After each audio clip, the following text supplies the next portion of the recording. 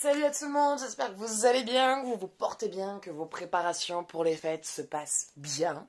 Et on se retrouve aujourd'hui pour le tirage horoscope sous le signe du poisson. Alors, sachez que si vous souhaitez offrir une consultation à un de vos proches, c'est possible. Vous pouvez le faire, donc il suffit de passer par moi. Donc vous pouvez me contacter directement sur mon téléphone ou sur ma page tarot et guidance. Et puis on voit ça ensemble pour s'organiser. Hein. Et sachez aussi, entendez bien que ce tirage ne parlera pas à tout le monde. Donc si vous souhaitez pour vous-même faire un jeu plus approfondi ou personnalisé, je fais des consultations. Donc la consultation coûte 40 € et dure 1 heure. Et on va commencer. Allez, on va aller voir qu'est-ce qui vous attend. Pour les poissons,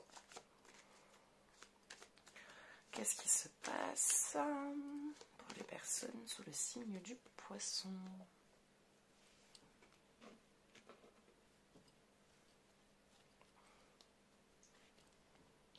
Il y a une libération émotionnelle qui est en train de se faire pour vous.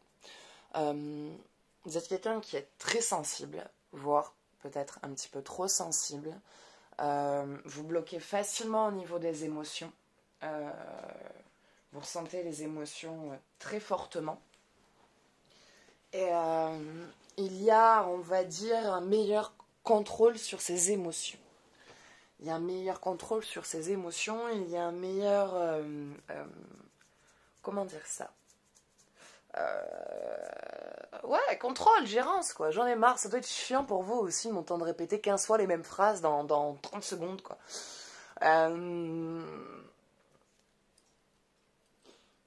On va dire que ces émotions qui vous bloquaient avant, qui vous empêchaient parfois de faire des choses, voilà, vous arrivez à le dépasser, vous arrivez à le gérer. Il y a moins de peur, moins de crainte à parler, à dire vraiment ce que vous pensez. Voilà, il y a un meilleur contrôle sur ces émotions, tout simplement. Vous arrivez à mieux vous détacher de vos émotions et à comprendre que ce sont vos émotions qui vous bloquent en soi et pas la vie en soi. Donc il y a une meilleure gérance au niveau de là-dessus. Allez, on va aller voir côté cœur ce qui se passe pour les personnes en couple et pour les personnes célibataires.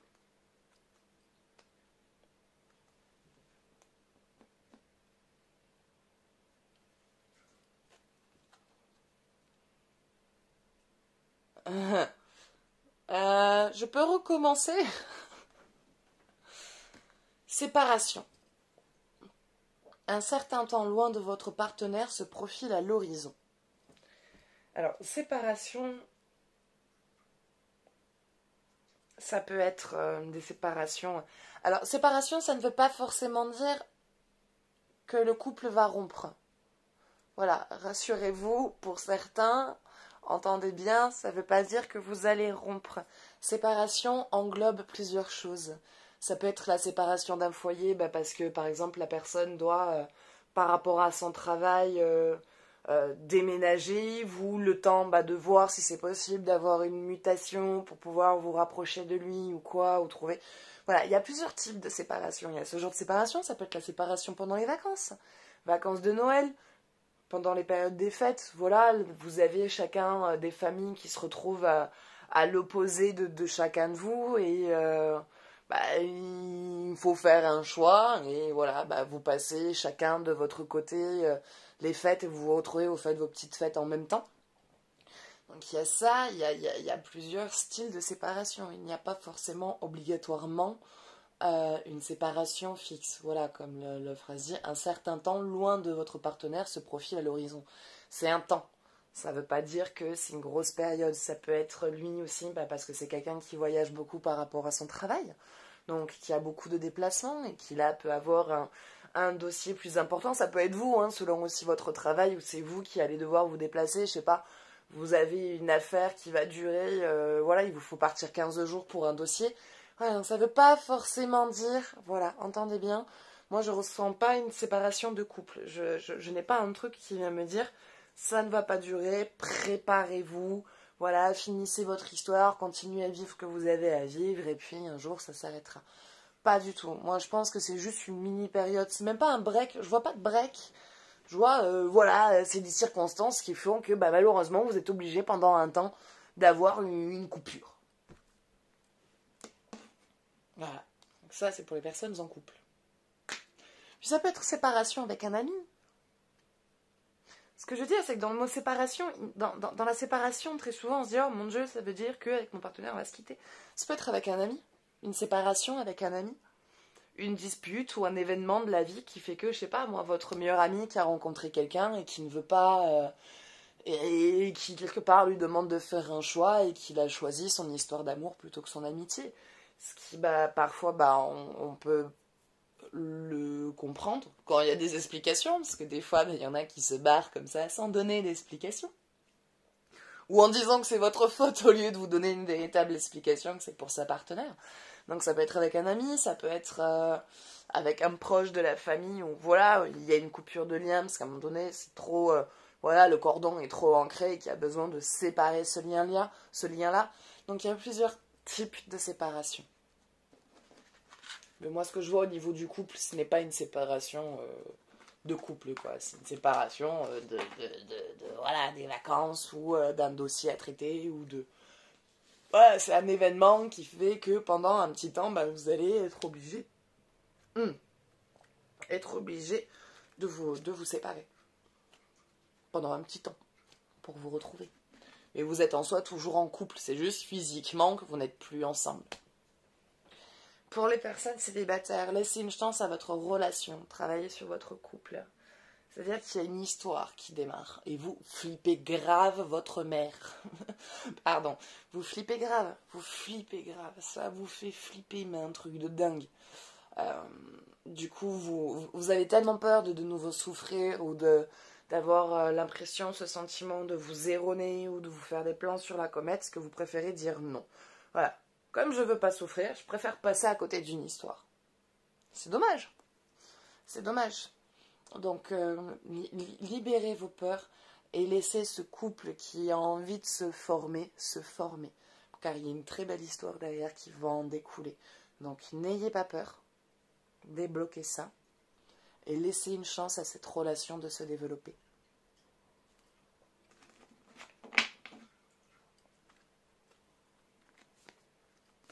Allez.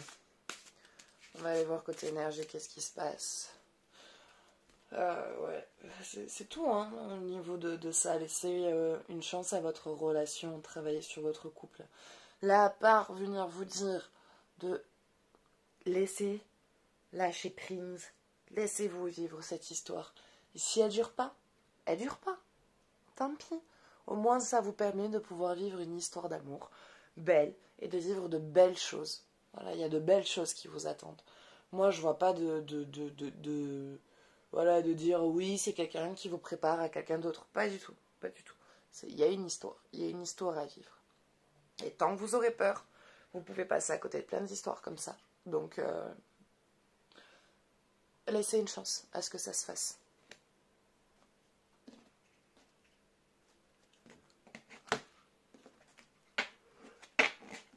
Uranus, le génie. Ah, une idée va émerger.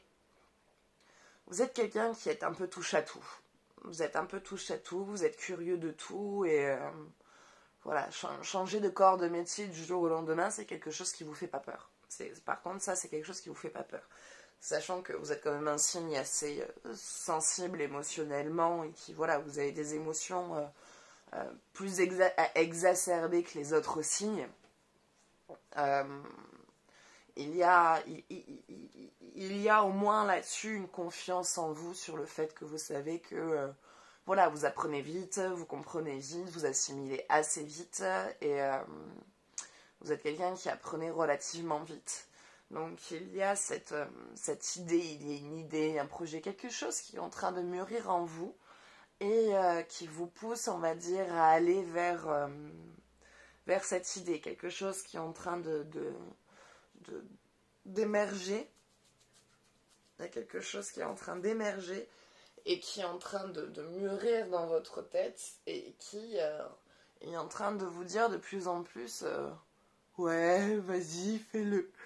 Donc, allez-y, allez vers cette idée qui est en train de naître, allez vers ce projet qui est en train de naître en vous, qui est en train de se créer, de se mettre en place.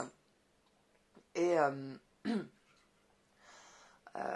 laissez ce génie quelque part ressortir, parce que vous avez un super projet là qui est en train de ressortir. Il y a une super idée qui est en train de ressortir. Ça peut être des formations pour monter en grade, pour avoir des postes supplémentaires, mais je ne saurais pas...